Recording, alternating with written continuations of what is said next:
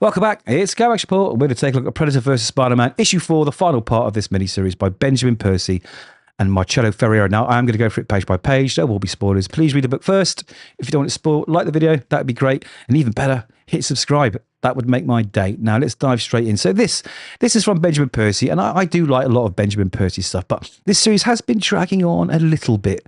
Okay, so a quick catch-up is there is a serial killer on the loose, turns out to be a predator called Skinner. He skins his victims, as you might have guessed by the name. Now, Kraven the Hunter is also trying to hunt down this mystery serial killer because he thinks it's like an ultimate warrior and he can prove himself yet again as the greatest hunter on the planet. Throw into the mix, there's a police officer trying to track down Peter Parker because Peter, in issue 1, went into her crime scene without permission, dressed as a forensic expert or agent, and took photographs and broke the story to the Daily Bugle. Now, at the Daily Bugle, we have 3 predators who are hunting Skinner, and a big battle has ensued between them, and Spider-Man's now Spider-Man. Everything's kicking off.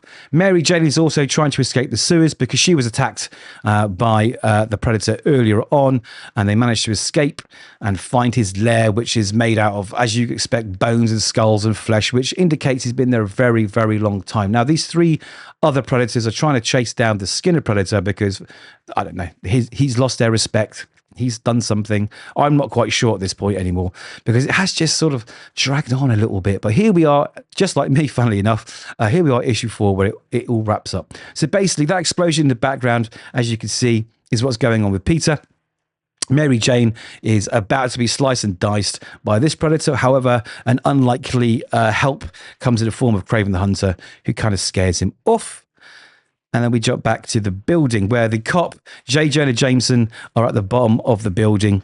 And this predator who was chucked out of the window, all wrapped up in Peter's spider webs, has landed, and he's going on his slice and dice mission. But the other predators that are hunting him have turned up, and there's a big fight. There's blood everywhere.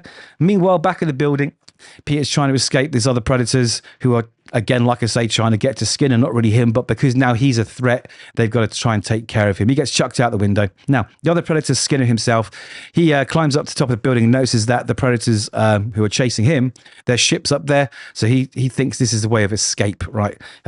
He doesn't want to don't want to be caught, but Kraven is waiting for him, and a huge fight erupts between the two of them. Now, correct me if I'm wrong, I'm pretty sure that Predator's blood was acidic, because there's a lot of Predator blood getting splashed here, and no one's arms are melting. I was a bit confused by that. Anyway, there you can see Kraven defiantly beating down the Predator. He's destroyed him. He's killed him. But of course, Predators have a failsafe, right? And that's the big self-destruct button.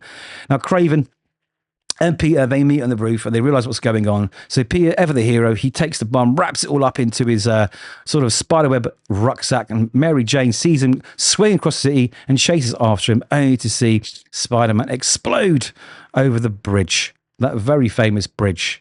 Is he dead? We don't know, because we jump straight back to these other predators which have turned up and are taking on Kraven. However, they fight, and I think there's a moment where they both realize maybe that they are equals, or rather predator realizes, you know, prey recognizes prey and hunters recognize hunters. So he eventually marks him on the head as an ultimate warrior.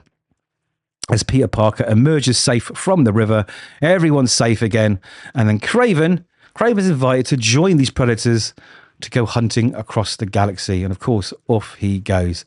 And that's essentially it. So the ending wraps up a long story which could have definitely been shorter. I did expect a little bit more from this. It's not terrible by any means. It will, you know, it will give you that little endorphin hit of Spidey and Predators and Kraven running around the city. Some nice art. But all in all, it was okay.